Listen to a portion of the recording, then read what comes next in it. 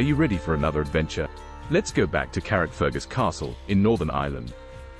This is a fascinating Norman castle, built in 1177 by John de Courcy, after he conquered the east of Ulster and ruled as a petty king until 1204, when he was ousted by Hugh de Lacy, another Norman adventurer.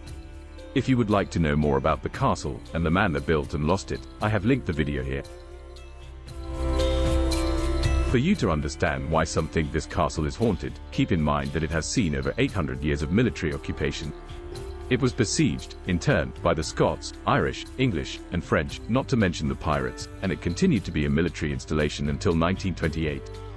This time, I am not going to talk much about the history, but of its tales and legends, so grab some popcorn and sit back as I tell you the stories of the ghosts that haunt this old castle. Like all the best castles, Carrickfergus Castle also has a tragic tale of love and betrayal, ending in tragedy, followed by a haunting. As the story goes, in the 1760s, a young soldier stationed at the castle called Robert Rainey fell in love with a local girl called Betsy Baird. Rainey had a reputation for being a bit of a ladies' man, a party lover, and a gambler, but he promised Betsy that if she married him, he would give up that life. Betsy eventually agreed to marry him, and he was overjoyed. The problem was that Betsy was not the good girl he had thought, and she had begun another relationship, in secret, with the brother of his commanding officer, Lieutenant Colonel John Jennings. Rainey eventually found out, and he was furious. The two men eventually came face to face on the road to the town, and in a fight, Rainey stabbed the man with his sword. Rainey, then, is said to have calmly gone back to the castle, and gotten rid of any evidence that he had been out. However, before dying, the injured man told his brother, Colonel Jennings, what had occurred, but in his confused state, he accused another soldier, an army drummer called Timothy Lavery, who bore a striking resemblance to Robert Rainey. As it was customary at the time, Timothy Lavery, an unfortunate victim of mistaken identity, was tried for the murder of his fiancée's lover, and despite his constant denials, was found guilty, and hanged at Gallows Green, near Ranboy, in the outskirts of the town. As he was being executed, he is said to have vowed to haunt the castle forevermore. The legends also tells that Robert Rainey confessed to his crime some years later on his deathbed. In any case, the ghost of an army drummer is now said to haunt the area surrounding the castle well. Some have claimed that the sound of cries for mercy in a lonesome drum can be heard on occasion. Visitors claim to have spotted a dark figure in the castle keep near the old well. This has led to the well being nicknamed Buttoncap's Well. The name, Buttoncap, is said to have been a nickname applied to Lavery because he wore a large button on his army-issued cap. In any case, the ghost of an army drummer is now said to haunt the area surrounding the castle well. Some have claimed that the sound of cries for mercy in a lonesome drum can be heard on occasion. Visitors claim to have spotted a dark figure in the castle keep near the old well. This has led to the well being nicknamed Buttoncap's Well. Now, if this story is true or not is open to debate. There are many opinions on who the characters really were, how the events took place and whether it happened at all. The lack of any records or first-hand accounts suggest that the nickname is a modern detail added over the years, meant to give the ghost a memorable name. Lieutenant Colonel John Jennings, however, was a real commanding officer at the garrison during that time, lending a bit of authenticity to the story. If you visit the castle, take a moment near the old well and listen for any noises. You just might hear the sound of a lone drum or the sad pleas for mercy for yourself.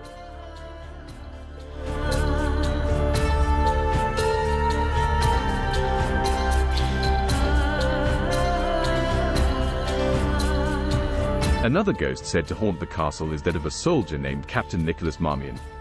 He was a 16th century English soldier who led a company against the MacDonalds and the O'Neills during the 9-Year War, when the Irish lords rebelled against the growing English control, under the leadership of Hugh O'Neill and Red Hugh O'Donnell. Marmion was born in the town of Carlingford, an ethnically English town in the southern part of Ulster, and became one of the premier soldiers in the Irish companies that fought for the English. This earned him a reputation as a great English soldier, as well as the wrath of the Scots. He fought at the Battle of Carrickfergus, known at the time as Knockfergus. He was wounded in the battle, but he managed to escape. He took a ship from Carrickfergus to Dublin, but only 3 miles off the coast, he fell from the boat and drowned. An ironic end for such a military man. Legend has it that his spirit stands guard on the castle walls when a war is coming, dressed in full uniform, eager to see battle once again.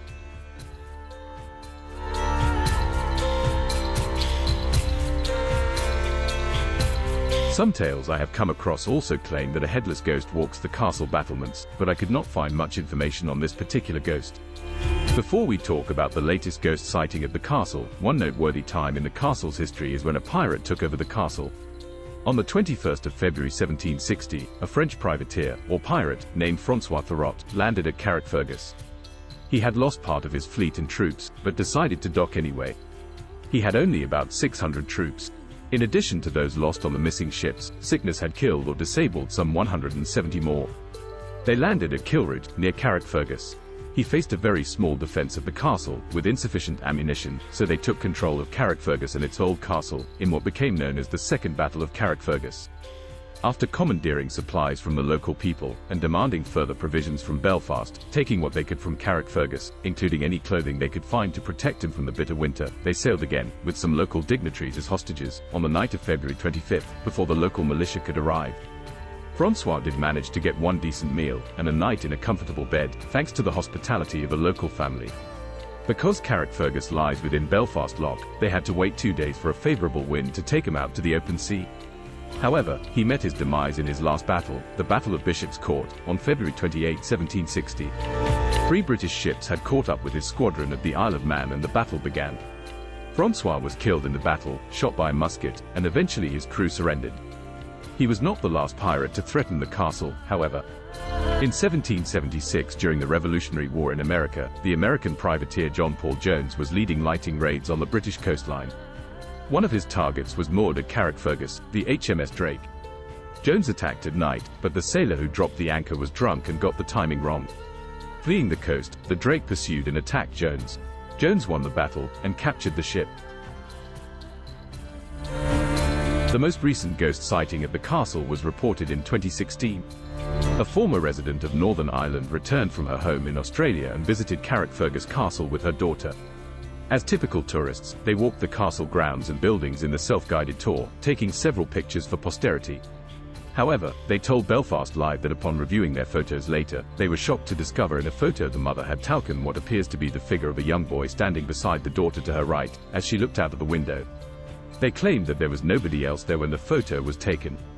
Haunted or not, Carrickfergus Castle was a military base until the 20th century, serving as an armory from Victorian times to World War I.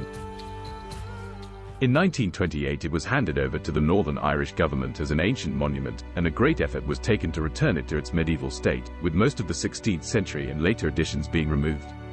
This included a railway line laid into the yard by the Victorians, as well as a 19th century escape tunnel that was forgotten about until an archaeological dig, in March of 2014, uncovered it. The medieval banqueting hall has been restored, and the castle attracts a steady stream of tourists who come to travel back in time and experience what life was like hundreds of years ago, and perhaps catch a glimpse of one of the ghosts that haunt the castle.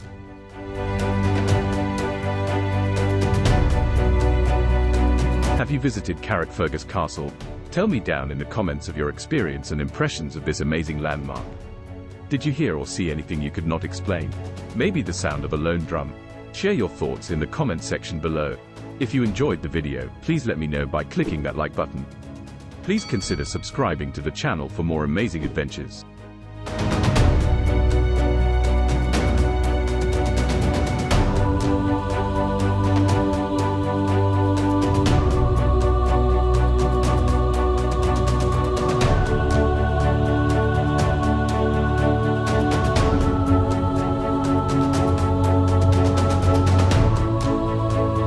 Are you ready for another adventure? I have selected one I think you will like. Thank you for watching and I'll see you in the next one.